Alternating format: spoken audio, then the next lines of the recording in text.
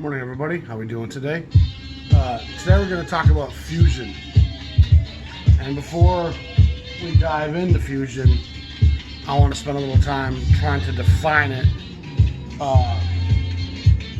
I'm not sure there's a term in jazz that has less finite definition.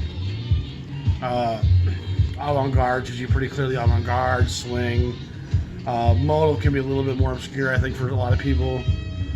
Same with the cool. It's hit or miss for people understanding it. Hard bop gets misnamed some, but what is fusion? And I think it's an interesting question. And doing a little internet research yesterday, just to flesh out some of my own thoughts. It's really a varied definition.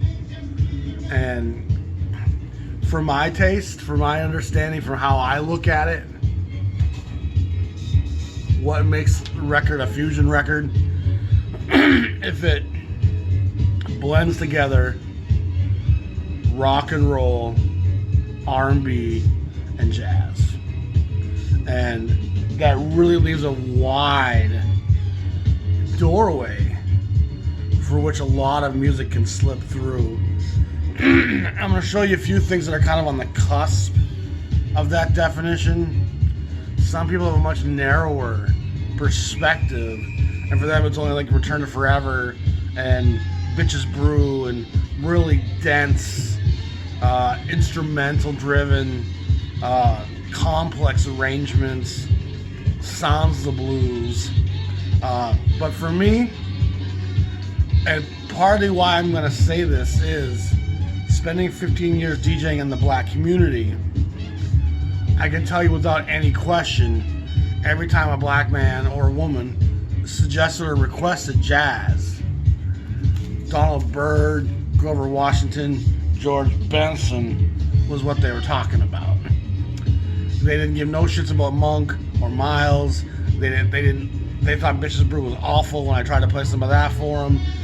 They wanted pretty much R&B tinge, crossover, Roy Ayers era stuff, and that was jazz to almost all of them. And even my good friend Steve, he's a big jazz guy. He's got a vinyl collection.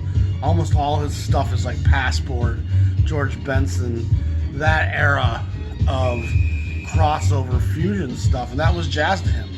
The trad stuff that I was so into from the 50s and 60s wasn't really on his radar, in part because of the era he grew up in. This is where jazz was. And unquestionably, a lot of great jazz names matriculate down into the crossover genre that is called fusion. Miles, once again, gets a lot of credit here, somewhat deservedly so, but in '69, as Miles is doing it in a silent way, a record I love a lot. A tuba player by the name of Ray Draper, is putting out a record called Red Beans and Rice.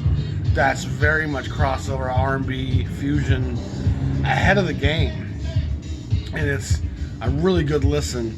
And I meant to pull it out. I've showed it to you before in other episodes. It's a fine record, but so.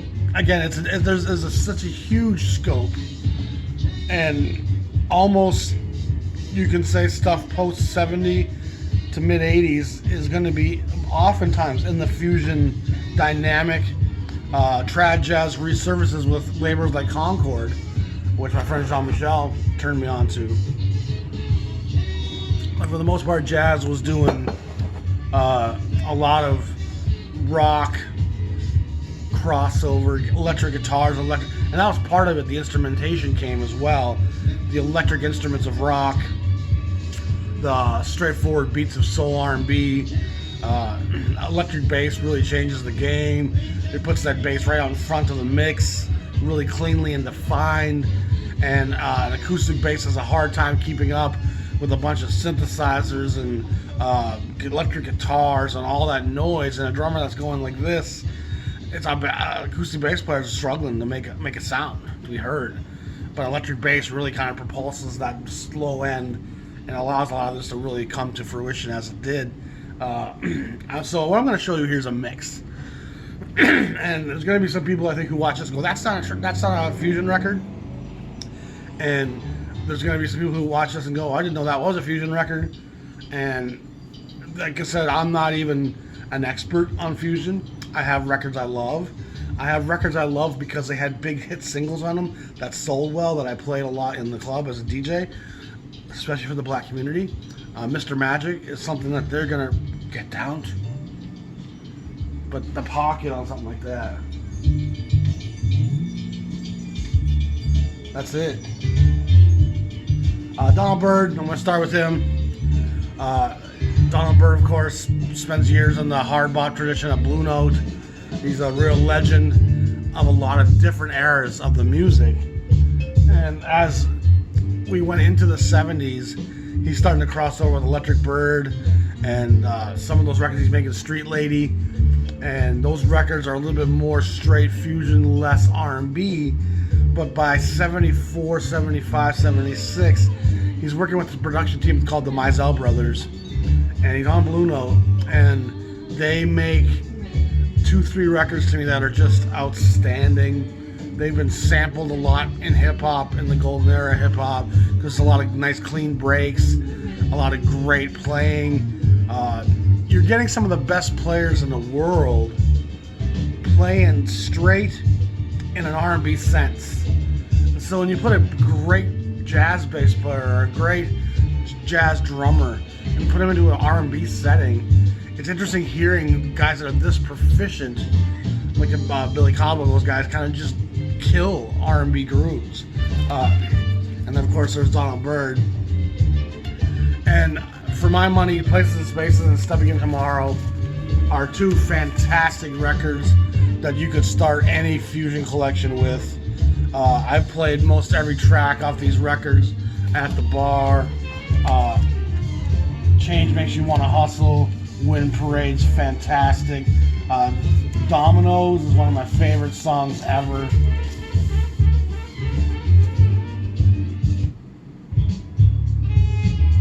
It's just smooth, grooving, funked, and it's definitely the R&B side of fusion, but it's still got some great trumpet playing by Byrd on top of it. And this is, I think, partly why, as a young jazz collector, people get so confused as to what jazz is. Because you hear stuff like this, you hear stuff like Herbie Hancock's Headhunter, you hear stuff like Miles Davis, Sketches of Spain, Bitches Brew, the Gil Evans stuff where it's all orchestral with Porgy and Bess, and we start broadening what we think jazz is. And while that's not necessarily a problem, it at some point we have to redefine what's jazz and what's being crossbred with other species. And that's exactly what fusion was. And so to think that the straight ahead grooves of these R&B records are jazz in the traditional sense would be very much a mistake. But I love both these records, I really do. I think you can't go wrong with them, and I think everybody who likes a good pocket should own them. A record that I think is absolutely brilliant is Red Clay by Freddie Hubbard. And Hubbard is just such a universal player.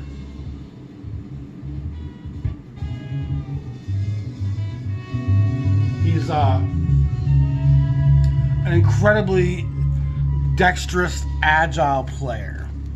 And in the setting of an acoustic traditional band, he's absolutely incredible. In the setting of this type of a groove, this record does what Betches Brew never does. It finds pockets. That's a pocket. And you can put things in a pocket.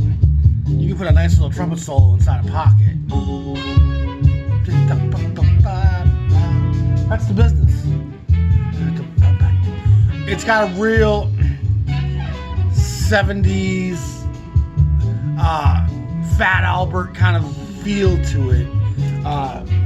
This is the first of numerous records I'm going to show you on the CTI label, and Creed Taylor Incorporated. Creed Taylor's a very instrumental part in jazz history, going back to Bethlehem in the 50s, Verve, Impulse. He's just really everywhere. But when he creates CTI, I think he really gets to make jazz records for white consumers with lovely gatefold covers, beautiful photography, and great, well-produced sessions that are almost a little too polished and stripped of the blues at times. But if you want something that's going to sound great, and if you're playing a DJ set in a lounge somewhere, you can drop almost anything CTI into that mix, and the volumes and the levels and the production ain't going to drop off the charts. And there's a lot of acoustic trad jazz. You drop it after some Dr. Dre or some, modern Cascade, it's going to sound really thin and lack body and full dimension. And these records are really well produced, from high ends to lows. Just they fill in the sound. They have incredible bands. This is with Joe Henderson, Herbie Hancock, Ron Carter, and Lenny White. Awesome record. I've talked about it numerous times. If you want to go a little deeper on that one with me, I compared this record to Bitches Brew in like a 40-minute episode about 6 months ago. You can type that into my video search and probably find it. And I have some stronger things to say on that episode. Moving right along, another record that's kind of seminal is Herbie Hancock's Man Child. And once again, the pocket that's kind of missing in some of the Bitches Brew, some of the more technical stuff lacks space. And it's completely a choice thing, but certainly learning to play music for a black room of people and trying to make them dance, you learn really quickly that anything with too much going on is going to be a distraction. And the truth even holds for, there's some Parliament songs, Funkadelic songs, that are just too much happening. When you take a song like Flashlight, that's a very minimal. It's mostly a synth bass line that drives the track. Some Bootsy Collins records, there's a lot of really crazy arrangements on there, but the few songs that maybe became hits, they're straighter, more simple, danceable. And so that's always impacted kind of how I hear something. I know it's kind of a broader appeal. Man Child has certainly a pretty fairly huge reputation. It follows his time at Warner Brothers and the Mondishi Band, and the first thing he does on Columbia is kind of an extension to that, and it doesn't sell very well, far below what Columbia's expectations were. And so Man Child and Thrust was the first one. Those records, this was more of a commercial attempt by Columbia and by Herbie to cross over, and this record certainly does that. It sold pretty well. This is Hang Up Your Hang-Ups, and a pretty outstanding band. And Herbie's Headhunters puts out a couple of great records themselves, which I'll show you here in a minute.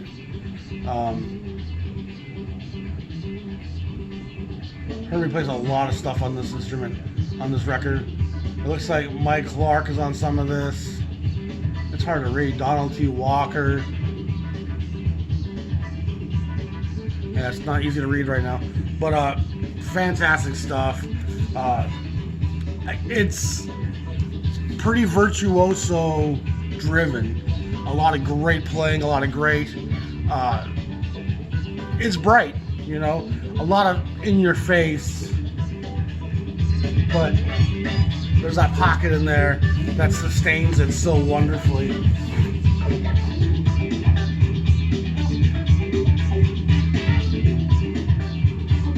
Miles Davis, who undoubtedly has a big impact on the commercial viability of this new crossover music. This record was kind of a precursor to his change of sound.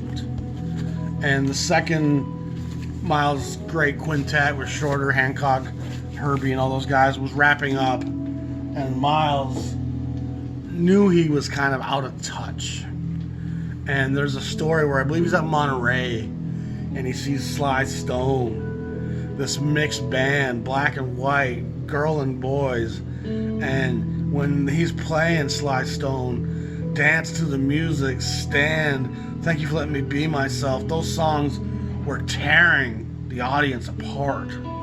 They were moving, they were dancing, they were shouting, jumping for joy, exuberant. And Miles felt pangs of jealousy and disconnect, and it was a struggle for him watching him feel that irrelevant. And as a guy who played in bands for a long time, the worst feeling in the world is being backstage, watching a band open up before you, and they're killing you. And you know you ain't going to be able to do with your little funny band arrangements what this band that's playing straightforward stuff is doing. And everyone's nodding their head and tapping their feet and connecting. As a drummer, nothing was worse than playing a song and feeling that nobody was feeling it. And I've played in bands where both. You know, when I played in the band Nacho Mama's Crew, we played this hardcore kind of rap crossover that when you dropped those pockets, everybody went nuts. You know, and that's a feeling that's incredible. And when you don't have that from your audience, it has a sting to it. Miles Davis kind of reinvents himself here. Again, there's other factors happening. Jazz is grafting itself into R&B as we speak. And a lot of great jazz musicians are moving solidly in this R&B direction without Miles' help. I think oftentimes there's this conception that Miles is like, oh, let's put electric bass and rock and roll instruments in a jazz record. Nobody ever thought of that shit before.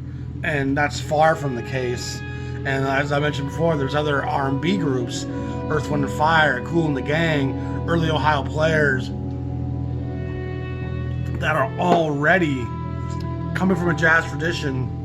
Maurice White, Verdine White, those guys were in jazz groups as sidemen. And when they launched Earth, Wind & Fire's first record, right here, I believe this is from 1970. And so it's kind of on the heels of what Miles is doing here.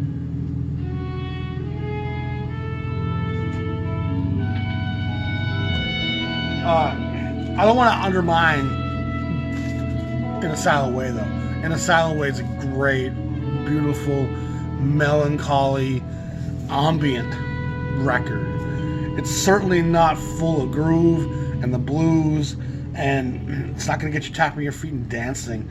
But if you are interested at all in ambient minimalism, and you want to kind of sit back and just feel water gently wash across your palate, this record will do that for you. And I like this now far more than I like Bitches Brew.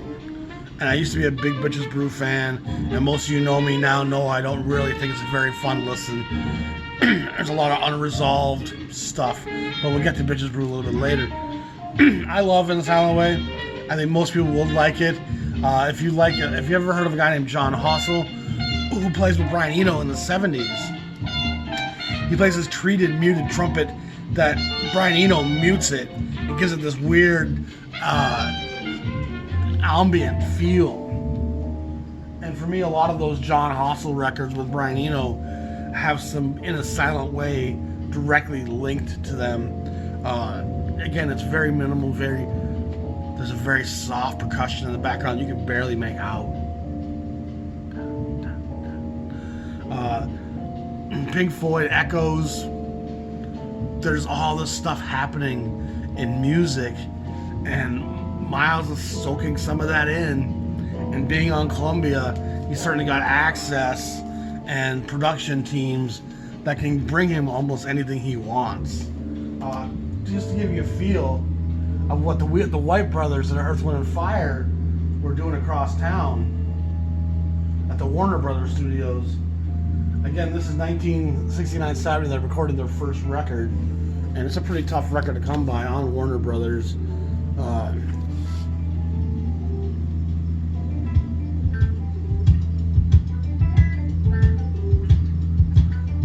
This feels very much like some of the Headhunter stuff that's going to come a little bit later.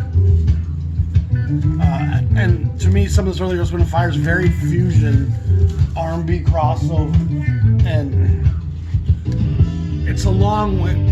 It's a long ways from the sound of a Mighty Mighty or Serpentine Fire.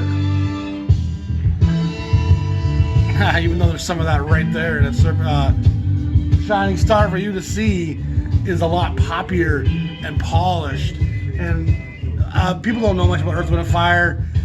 They have 2 records on Warner Brothers with the White Brothers, and then they fire everybody, move to Columbia, hire a whole new band, and become a bit more R&B, center of the road.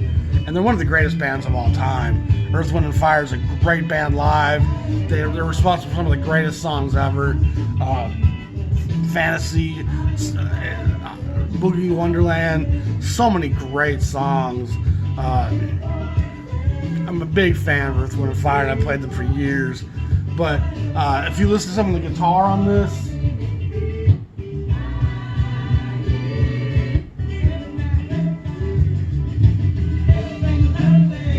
there's a lot of the same sounds going on. A record I love a lot, played a lot of gigs, is by a flautist. Her name is Bobby Humphrey, and I said yes, she's a gal. She's a funky little gal. And I believe this is also a Mizell Brothers production.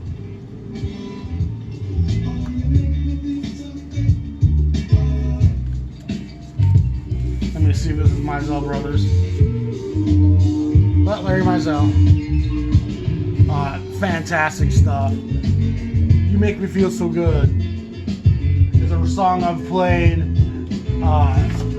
I bet you 1,000 times. Oh, you make me feel so good.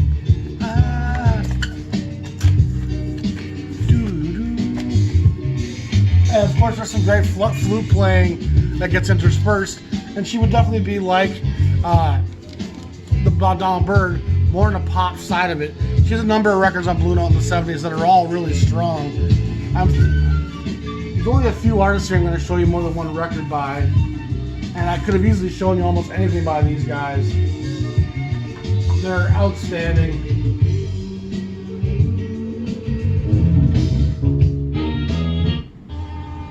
This is, of course, Weather Report, and Wayne Shorter's next big group after leaving Miles Davis.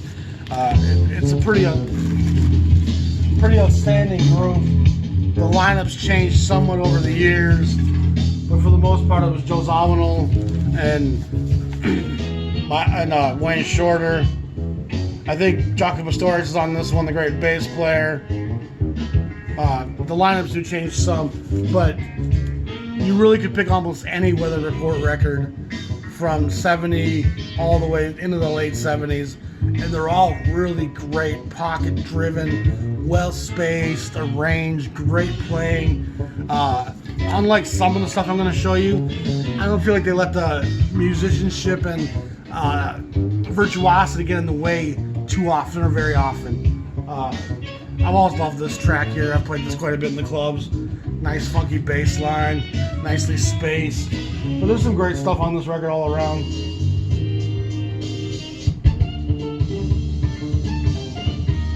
Tempo right there. It's dope. Great players, all of them across the board. CTI launches a more R&B side of their label called Kudu, K-U-D-U. And Grover Washington, Hank Crawford, those are kind of the mainstays of that label.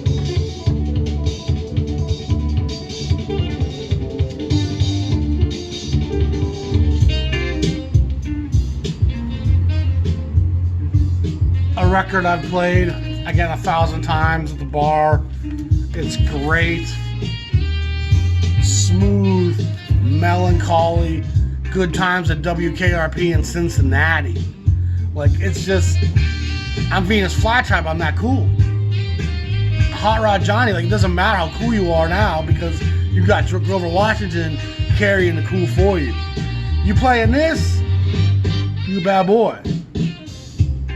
It's great, great playing, if I recall, George Benson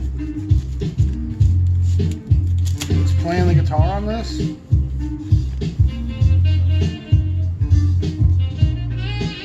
Eric Gale, pardon me. A lot of great instruments, players are on this though. Bob James is on the piano. Phil Upchurch plays the bass on some of the tracks. Got some trumpet players, sax players, trombone, bunch of strings. It's a pretty amazing session, and it's a record that unquestionably sold really well.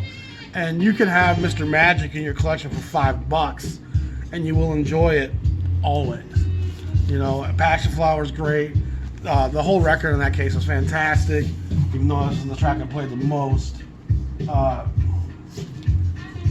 George Benson is, of course, going to be my next guy I want to mention here. And Benson is one of the greatest guitar players ever. He truly is. He's so dexterous and nimble. He's got a lot of blues in him, but he's also an incredible virtuoso. It's a very interesting mix. Some of the guys like Metheny and McLaughlin, for me, it's all ability and less feel. And I might get in trouble for saying that, but that's just how my ears feel it. Benson, he just got potato salad in his pockets. You know what I mean? He's got to go to church after this. He's always got the blues, and he's always got a connection to his roots. This is a CTI Classic 6045. CTI runs the 6000 series. There's first a set of about 30 records done at A&M.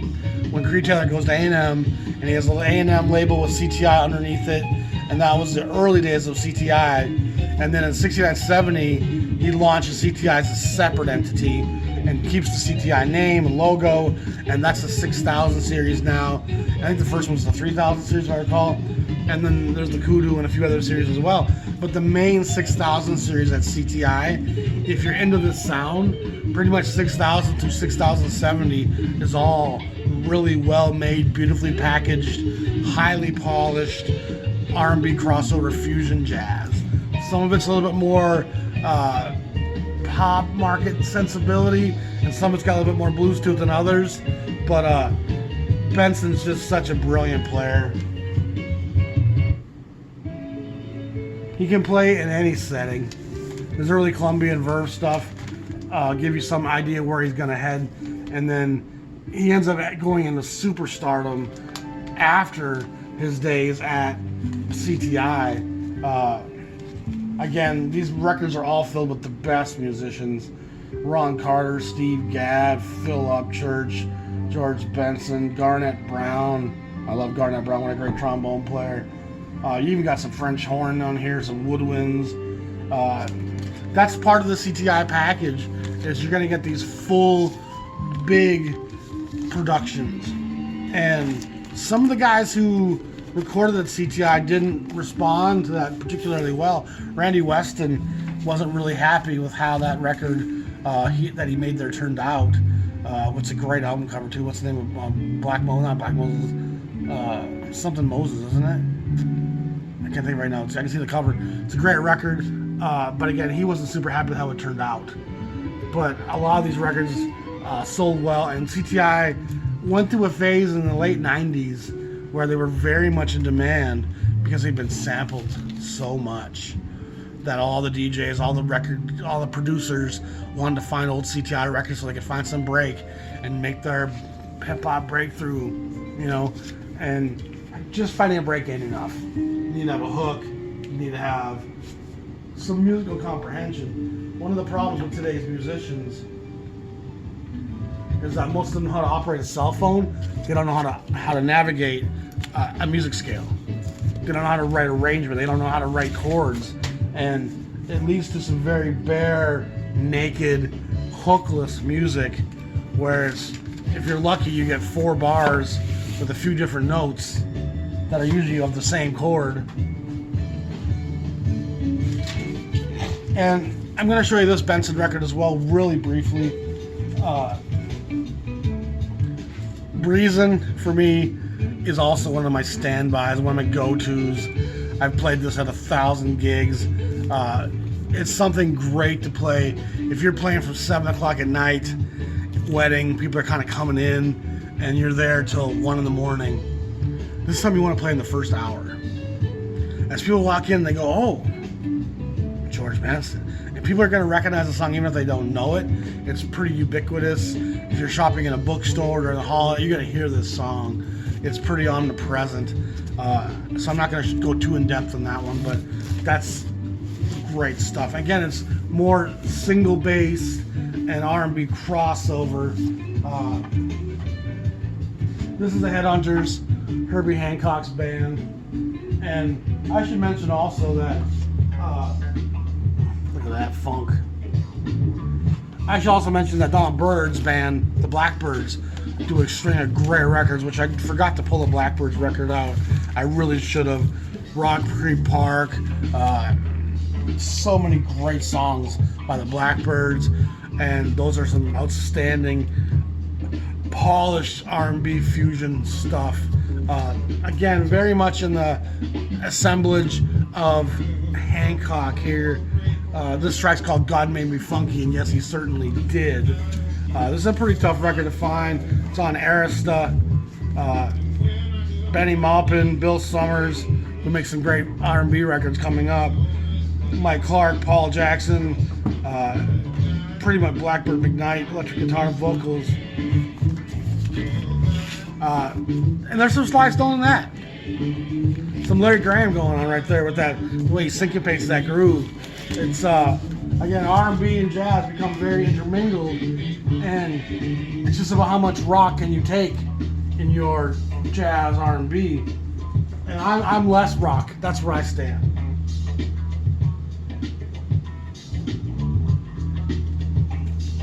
Another record of this era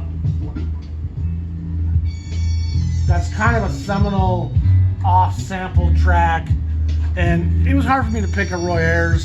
His early records as a vibraphone player, he's really a great player.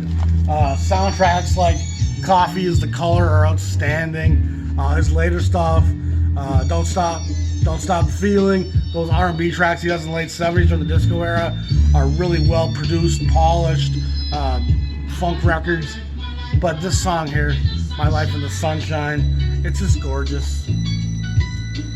Everybody loves the sunshine. I've heard this remixed, I've heard it sampled, I've heard it borrowed and rephrased. It's got a good feel to it. Ayers, of course, is one of the great vibraphone players of all time. And then a guy that also merges into the fusion thing is Grant Green. And this is on Kudu, the CTI subsidiary. I don't think it's that tough to find, but it's kind of overlooked because it's not on Blue Note, but it's fantastic. This track is the whole side. I believe it's like 20 minutes long. It's just great. I just totally love this track. It's just called The Main Attraction. It's 19 minutes long. Where's the band here? Steve Kahn, Don Grolnick, Will Lee, Carlos Charles, Hubert Laws, Mike Brecker, Joe Farrell. Just a pretty solid lineup there. It's big, well-polished R&B pocket. It's not the density of a Bitch's Brew, of course, or McLaughlin Mahavishnu Orchestra, but I love this, and for me this is absolutely a fusion record. Again, people don't always define it the same way, and that's just how that's going to be. Ron Carter makes a number of records here on CTI, and most of us know that Ron Carter played with Miles Davis for a long time, and he's one of the most off-recorded musicians in the history of jazz music. But his solo records kind of go on underappreciated a little bit, and he makes his first one on New Jazz in '61, and then doesn't get to do a lot again as a leader until the '70s. Mainstream, I believe, does a few records. He has 3 on CTI, all blues, Blues Farm, and Spanish feelings or Spanish something. They're all really good. Again, the same great bands are on these records. Joe Henderson, Roland Hanna, Richard T, and Billy Cobham. Here they're doing all blues. What's it called? All blues? Yeah, the track from Kind of Blue. And it's just a lovely, melancholy take on it. It's not super fusion-y right here.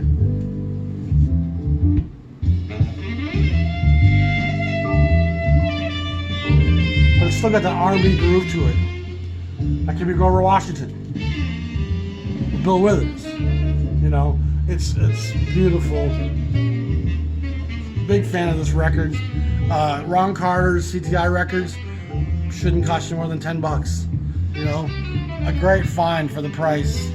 Another guy with a long pedigree who makes a pretty broad spectrum of fusion music is George Duke. And George Duke is one of the great synthesizer players of all time. And he made something called G-Funk for a while, which was pretty much his version of P-Funk. And that's surprisingly not P-Funk there. That's George Duke. And this is called Reach For It, a song I played in the club, again, a lot. And it was one of the ones where the old brother would pull their glasses down and be like, okay, white boy, you bad, you playing this. It's straight. He's even talking over it like George Clinton would. Dun, dun, dun. Yeah. It's really funky, really full of the pocket. He's another guy that's been sampled a lot. He's an incredible player. I'm sure he heard what George Clinton was doing, having success with, and figured he could do that pretty easily himself. Again, a litany of great players are on these records, and he's got stuff that's far more straight fusion, and he's got stuff that's more disco, more pop. But for me, this is go-to George Duke for me. And a lot of these guys, it was tough just to pick one record, but you do what you do. This is Lenny White. Lenny White's another guy who played drums in jazz circles and was on a lot of side work throughout the 60s. And then in the 70s, they kind of had this crew getting together. Him and Bernard Wright, a great synth player, and Tom Brown are kind of the Jamaica Queens crew. They become known as the Jamaica Boys. And Tom Brown does Funky for Jamaica on here, and Peanut Butter on here was a pretty big hit for Lenny White. 29 was the name of the band, and 29 makes a number of great records. And again, it's a pretty wide mix of R&B, some rock, dreamscape stuff, some straight kind of funky, furious stuff. And I'm always going to kind of highlight the funkier stuff, because that's the stuff I've played and kind of fell in love with more than the deep, sonic, introspective, improvisation heavy. I've never really felt that stuff the same way as most people who love fusion do. Funky for Jamaica.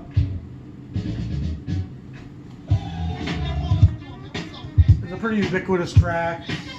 Most black R&B fans are going to be well familiar with this song. Again, a song I played thousands of times in the bar. You can get a room full of middle-aged black folks grooving to this song. They're gonna be like, oh, I wasn't even feeling like dancing yet, but he just dropped this. Shit. It was one of the ones that didn't come to me right away. I was playing Ohio Players, Earth, Wind, Fire, Kool and the Gang, you know, all the soul stuff, dramatic stuff, phonics, all that. And Tom Brown was something I didn't know about right away. And once I started dropping stuff like this into my sets, it took it all to another level. And it was one of those tracks.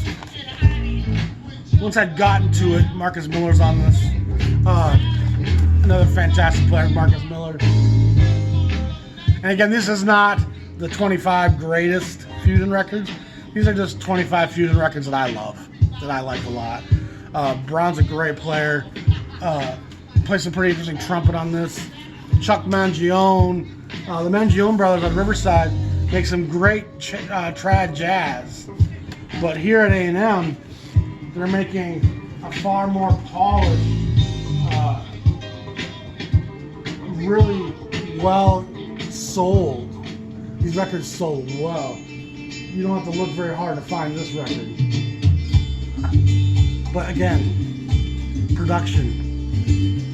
This is the side of this music that you can play in the bar and not have people go, what the fuck is that? Great players. I love their early acoustic stuff, but you really can't go wrong here with this record. There's the band on the back. And by this time, in the 70s, so much had changed. Interracial groups were becoming the norm. Distributions had changed. There was just a lot of different factors going into the marketing and making of music by 1975. What a great riff that is.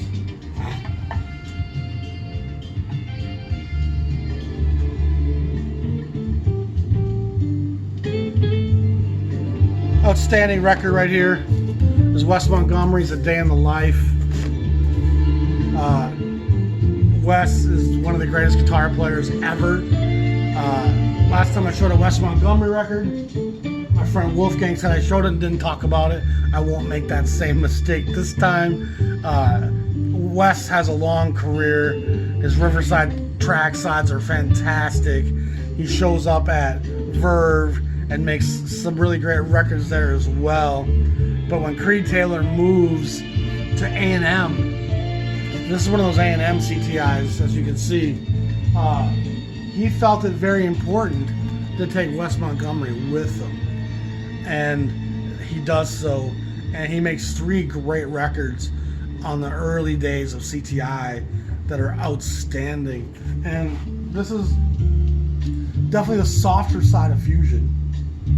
You know, it's definitely more R&B tinged, sold well. White cats would buy this and listen to it.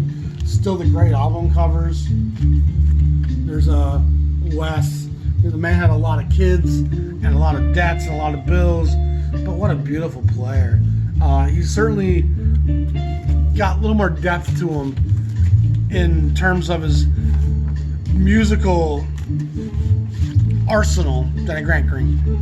You know, Grant Green's very much a blues-driven guy that is playing pretty much straightforward single-note lines, and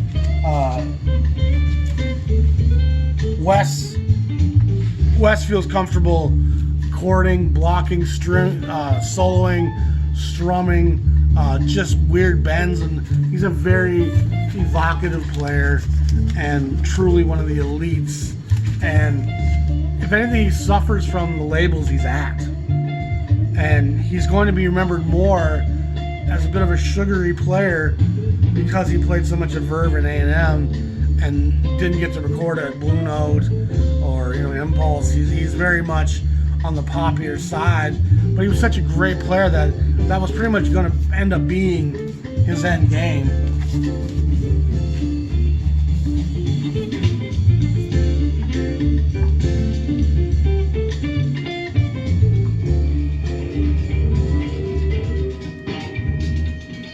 Here's that same Bitches Brew density. Again, that's kind of grating. And I actually like On the Corner quite a lot. But some of that scratching my pick on the feet on the pickup,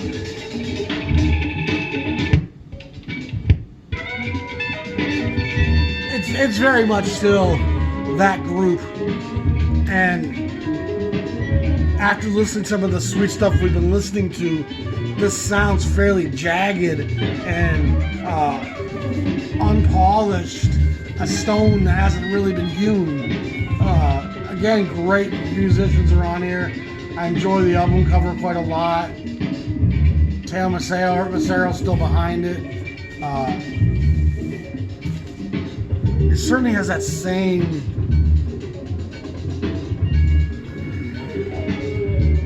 Bitches Brew sound. And if you love Bitches Brew, you'll definitely love On the Corner. If you like the more R&B side of stuff, this stuff's gonna make your girlfriend go, why are we listening to this?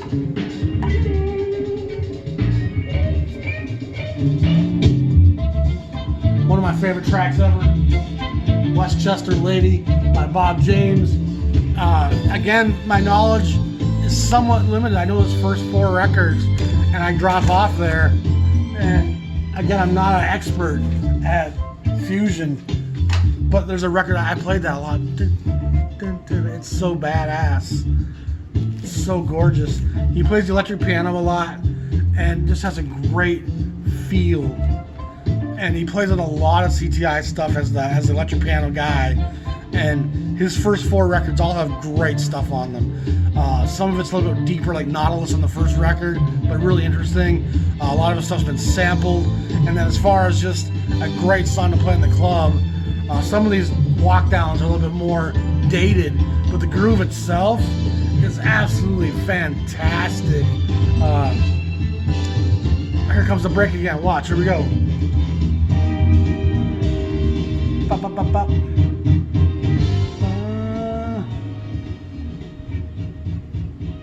Yeah. Here comes that break. Watch.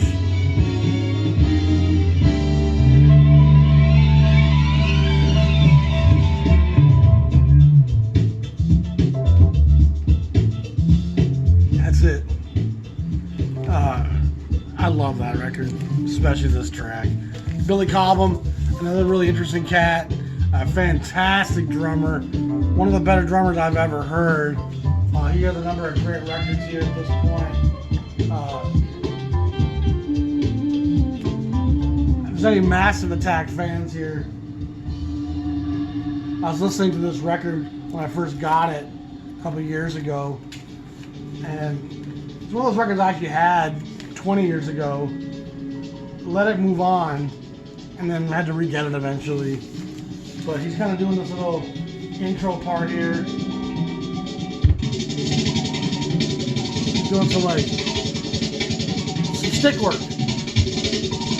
This is stick work right there, you know? And then the break comes in, and it's the break that Massive Attack uses for Safe from Harm. And kind of floored me the first time I heard it. It's such a smooth transition out of this.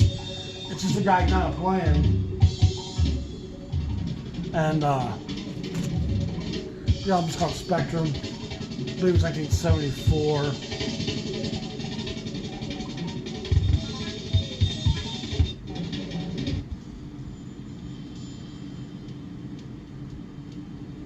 Here it comes. You can feel me, soft and deep, just as long as my baby's safe from harm tonight. Great song by Massive Attack, early British trip-hop group that really deserves all the praise in the world. Massive Attack are a super influential group. Rock definitely makes its crossover here. Santana works with John McLaughlin, the guitar player. This is called Love, Devotion, Surrender. Again on Columbia. And Columbia is definitely taking center stage during this era, along with CTI. Most of the trad jazz labels that I speak of on a regular basis. Your Blue Notes, your Riversides, your almost all those great labels are gone. You know, or shadows of their former selves. By this time, even Verve and Impulse are kind of no longer no longer the giants, and as we know them, they're very different. Mahavishnu Orchestra, Birds of Fire. I believe this is 1973.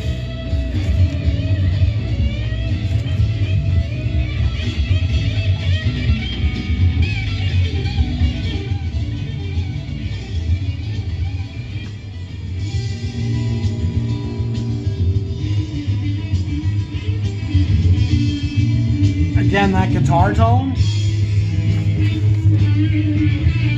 not necessarily my cup of tea. It's less droning and grating than Bitches Brew, but there's an awful lot of John McLaughlin here.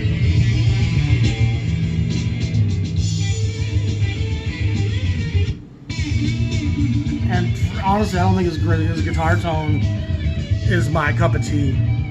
And there's people who love this record and love the other early McLaughlin Mahavishnu records.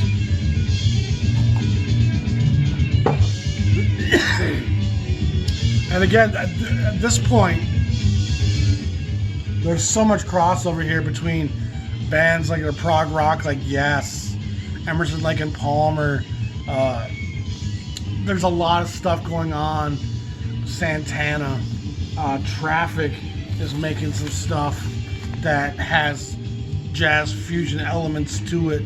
So rock and roll, and this is far more rock and roll fusion than R&B fusion, and I would never play this at a gig. But there's a lot of guys out there who this is jazz to them, who would never listen to Red Garland, would find that boring. So to each their own. You know, I'm trying to be a little bit less dismissive of those who don't see things my way. That's part of my process, I guess. But compared to a lot of stuff we listen to, this is certainly more, I believe, for musicians to dig. If you're a guitar player, you'll be all about that record. Now, the piece de la resistance is Bitches Brew, and it's gonna top most lists of important fusion recordings. And as a young collector, I thought it was the whole deal. I spent a lot of times getting high listening to this record, and maybe it was when I was younger and getting high, I got it more. But it's a lot of passages that do this but don't really go anywhere. It doesn't really have resolution. There's no melodic resolves. It doesn't seem to really have a home. It's just Tron stuck in the Ethernet trying to find a place to relax, but there's no relaxing. It's just sonic, dense, musical sludge almost. The record had mixed reviews at the times, and for my opinion, had this not been on Columbia, it probably wouldn't have had the reputation it has now. Being affiliated with Miles Davis, again, even the dynamics of the tracks are limited. They don't really build up to these large crescendos. There's some diminuendos, but it just feels very monochromatic, and a lot of grays and muted colors. It's I'd say it's a bit of an acquired taste, but actually for me it was something I liked more when I came from rock and roll and I was listening to Pink Floyd and the Grateful Dead. And there's actually moments on that Mahavishnu record, which I listened to yesterday, that reminded me of the Grateful Dead a lot. I'll take Jerry Garcia over John McLaughlin, honestly, because Garcia plays with so much more melody, and I like his tone better. McLaughlin's no doubt an incredible player, as is Matheny, as is Schofield. There's a lot of great players in fusion. And that's one of the things about fusion is it's really a house for the best of the best to play in. It really houses some real musical elitists, fantastic musicians, but there's obviously more ego at play and less blues at play. And for me, and the feelings I get, and even this, when I'm listening to this, what am I picturing? What is this the soundtrack to? You know, that's partly how you decide what this music makes you feel. And it's certainly not a bucolic moment. It doesn't sit in a pasture with flowers and beautiful maidens. You know what I mean? There's no Venetian nights and beautiful fountains and unicorns galanting about. It's molten lava, bubbling, spewing, and consuming, and anything that falls into it becomes assimilated into the Borg-like lava of the bitch's brew. So maybe in some ways the name is quite apt, because it definitely is a sludgy concoction that a lot of musicians are on this, speaking at the same time. No one really seems to take leadership in a lot of it. It just seems to meander. Not a popular opinion, but by the same token, when we've talked about Bitches Brew before, I've had dozens, if not hundreds, of people tell me they're glad I said so because they never really got it either. There's a lot of people who've actually said that to me. So if you love it, great. No judgment here. I think there's a lot of fusion that's more fun to listen to, and somewhat less heralded, if not a great deal less heralded, and possibly undeservedly so. Last thing I want to show you, to me, this is a great place to start with fusion. CTI label has this sampler come out on CD, probably 2000 or so, I'm guessing. It's got a nice booklet in it, and there's 4 different themes. One disc is kind of the hits, one disc is straight up tracks, deep grooves, one of them is the Brazilian connection, and there's some cool and classic kind of stuff. All 4 CDs have great introductions to the CTI sound, and because this is on disc, I'm guessing you could get this $30 out there. I haven't looked, but I'm guessing this isn't going to cost you too much. It'll show you some of the beautiful CTI artwork as well. They definitely did a great job with their art department. Beautiful colors, beautiful photographs, and it's a great place to start with CTI. You put this in your car and drive around listening to these 4 CDs for a week, 2 weeks, and you'll have some introspection into what CTI was about, and the gap between a George Benson and a Chet Baker, Freddie Hubbard, Stanley Turrentine. There's a lot of great stuff. Milt Jackson does some great stuff on here. The Jim Hall Concierto record is brilliant. Airto makes some great records. So again, that's my little talk about some fusion stuff I like. And I'm guessing there's going to be a lot of people who love fusion who say I didn't really talk about anything fusion, and that most of that was just R&B. But this is how I see it. And if you Google best or just a list of fusion, a lot of these records are going to show up on a lot of those lists. And to find it how you want. You know, I'm not no authority. I certainly ain't any kind of authority on the fusion era. There's a lot of great bands I didn't show you. Stanley Clarke was a great player. Chick Corea, Return to Forever. There's a lot of great bands that I don't even have filled in to this era's discography. So I'm not saying this is the 25 best by any means. I'm saying this is 25 records I liked a lot. Some that you can choose for yourself. You like the more R&B side or the more rock, jazz, fusion side. That's for each you to decide. I'm just kind of showing you stuff. So hope you all enjoyed that. This was suggested by a commenter yesterday. I thought it was a great idea for a Sunday morning episode. Hope you all appreciate the episode. Hope you enjoyed it. Again, subscribe to Patreon if you want to support my family during this time.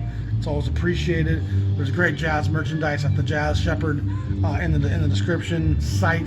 Hoodies, t-shirts, all kinds of stuff for guys and gals. Appreciate you all. Y'all stay safe and be strong. Hopefully we'll get through this stupid virus thing eventually. And if we do go on another lockdown, tune into the Jazz Shepherd. We'll all have something to talk about. Y'all be safe. Peace.